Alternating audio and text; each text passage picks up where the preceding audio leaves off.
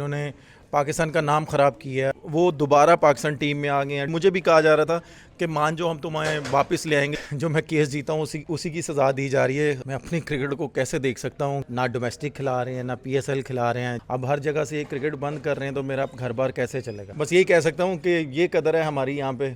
जी अस्सलाम वालेकुम नाजरीन, मैं हूं हाफिज़ बिलाल। आप देख रहे हैं इवेंट्स एंड हैपनिंग। मेरे साथ इस वक्त मौजूद हैं क्रिकेटर उमर अकमल, और आइए इनसे पूछते हैं कि किस तरह इतनी मसरूफियात में ये इफ्तारी और सहरी का इंतज़ाम मैनेज कर लेते हैं। अस्सलाम वालेकुम जी उमर भाई। वालेकुम अस्सलाम। जी उमर भाई, कैसे मैनेज कर लेते हैं सहरी भी और इफ्तारी भी? ये तो मैं जितना अल्लाह ताला का शुक्र अदा करूँ उतना कम है कि इस तरह के इंतज़ामात हो रहे हैं, और आप कह सकते हैं कि अल्लाह की तरफ से ही सारे काम होते हैं। और मुझे बड़ा शौक़ है ये काम करने का। जब भी ये रमज़ान का महीना आता है तो मैं बड़े शौक़ से ये काम करता हूँ, और मेरे बहुत से डिफरेंट से शौक़ हैं और भी, लेकिन ये है कि मैं शौक़ ये भी रखता हूँ एक। और इसमें जो मेरी हेल्प करते हैं मेरे वर्कर्स तो हैं ही हैं, साथ साथ मेरा बेटा भी बहुत खुशी से मेरे साथ हाथ पिटाता है लोगों को खाना देने के लिए। अच्छा, वालदा को कितना मिस करते हैं उमर भाई?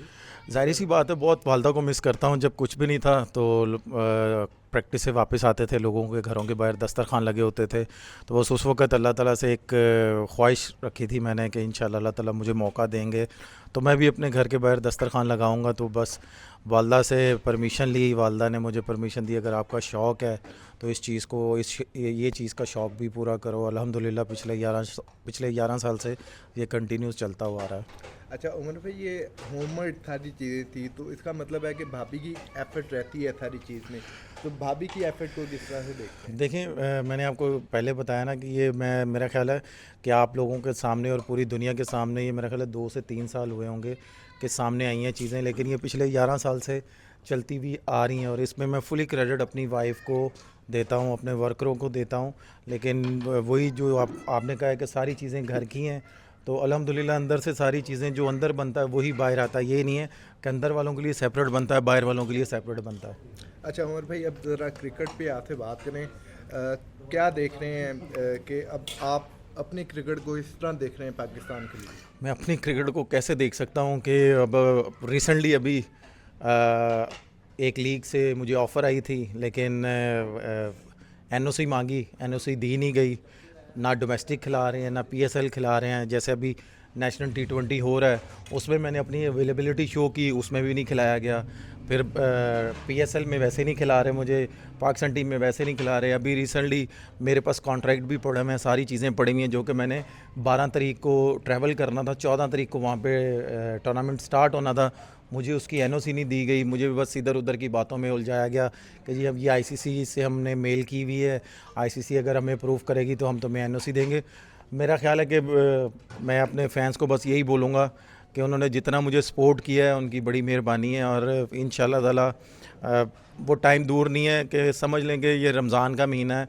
अगर मैं आपको ऑनेस्टली एक चीज़ बताऊं तो मैं समझ लेंगे आज या कल में कुछ चीज़ अनाउंसमेंट करने लगा था, लेकिन मेरे बच्चों ने और कामी भाई की बेटी ने मुझे बोला है कि अभी आप थोड़ा सा और रुक जाएं, क्योंकि ये तो चाहते ही नहीं आप क्रिकेट खेलें, लेकिन आप पाकिस्तान के जो लोग हैं, पाकिस्तान के जो फ़ैन्स हैं, जो क्रिकेट के फ़ैन्स हैं, जो आपको दोबारा देखना चाह रहे हैं, इतनी जल्दी ना करें। तो मैंने अपने बच्चों को यही बोला कि ऑलरेडी 7 साल हो गए हैं, इन्होंने मेरी क्रिकेट सारी ज़ाया की है, अब हर जगह से ये क्रिकेट बंद कर रहे हैं, तो मेरा घर बार कैसे चलेगा? अच्छा उमर भाई, आपने पीछे कहा कि मैं अपने बेटे को पाकिस्तान के लिए नहीं खिलाना चाहता और किसी और कंट्री के लिए खिला, इतने क्यों डिसाइड है? क्या इतनी की रीज़न इसके पीछे है कि आपने इतना बड़ा कह दिया कि मैं अपने बेटे को कभी नहीं चाहूँगा कि पाकिस्तान के लिए खेले? मैंने अभी आपको एक सवाल का जवाब दिया है कि रिसेंटली अभी मेरा कॉन्ट्रैक्ट हुआ था, सारा कुछ हुआ था, उसमें NOC नहीं दे रहे। जहाँ पे मेरे बेटे के वालिद की वैल्यू नहीं है, तो मैं कैसे बर्दाश्त करूँगा कि मेरे बेटे को यहाँ पे रिस्पेक्ट ना मिले। मैं चाहता हूँ ये उस जगह पे जाके क्रिकेट खेले जहाँ पे प्लेयर्स की क्रिकेट की वैल्यू हो और प्लेयर्स की वैल्यू हो, फिर मुझे ज़्यादा मज़ा आएगा, बजाय कि इधर आपके सामने मेरे साथ क्या हो रहा है क्या नहीं हो रहा है। अभी ज़्यादा दूर ना जाएं, ये 1 दिन पीछे चले जाएं या 2 दिन पीछे चले जाएं, मेरे फ़ोन अंदर पड़े हुए, मैं इधर ही आपको सारे अपने कॉन्ट्रैक्ट दिखा देता कि मेरी 12 तारीख की फ़्लाइट हुई पड़ी थी और मैंने वहाँ पे जाके 14 तारीख को मैंने टूर्नामेंट स्टार्ट करना था और पहला मैच खेलना था। एनओसी नहीं दी गई, मुझे इधर उधर घुमाया गया, तो फिर मैं कैसे अपने बेटे को यहाँ से खिलाना सर शुरू आपने चेयरमैन पीसीबी साहब से रब्ता किया इस बारे में? मैंने मीडिया के थ्रू मैसेज दिया है, लेकिन चेयरमैन साहब के जो मैनेजर्स हैं, जो उनके पीए हैं, उनको कॉल करता हूँ, वो आगे से बड़ा रूडली बिहेव करते हैं। बस यही कह सकता हूँ कि ये कदर है हमारी यहाँ पे, तो फिर क्या फ़ायदा। मैं तो बहुत ज़्यादा डिसहार्ड हूँ। मैं बस समझ लें, मैंने जैसे पहले बोला कि आज मैं कुछ अनाउंसमेंट करने लगा था, मेरे बच्चों ने, कामी भाई की बेटी ने मुझे कहा कि अभी आप ना करें, पाकिस्तान के लोग, पाकिस्तान के फैंस और जो क्रिकेट के फैंस हैं वो आपको दोबारा देखना चाह रहे हैं। मैंने डोमेस्टिक में हर जगह परफॉर्म किया है, लेकिन क्या कर सकते हैं। अच्छा उमर भाई, आपने अभी पीछे कहा कि जो लोग इसमें मुलव्वस रहे, कनेक्टेड रहे, वो दोबारा सजाए काट के दोबारा टीम में वापस आ गए, लेकिन आपको नहीं वापस बुलाया गया। इस बारे में क्या कहना चाहिए? आपके सामने ही है, जिन्होंने पाकिस्तान का नाम ख़राब किया है और उनको सजाएं हुई हैं, और उन्होंने 3 साल, 5 साल, 2 महीने, 3 महीने, 6 महीने, 9 महीने उन पे बैन लगा है, और वो प्रूव हुआ है उन पे, और वो दोबारा पाकिस्तान टीम में आ गए हैं, डोमेस्टिक खेल रहे हैं, पीएसएल खेल रहे हैं, और पाकिस्तान टीम में आके उन्होंने कंटिन्यूस खेला इतना। लेकिन अल्हम्दुलिल्लाह मेरे पे कुछ ऐसी चीज़ें आई नहीं है, सामने ही नहीं आई, सबूत सामने ही नहीं आए, मैंने अपने केसों को डिफेंड किया है।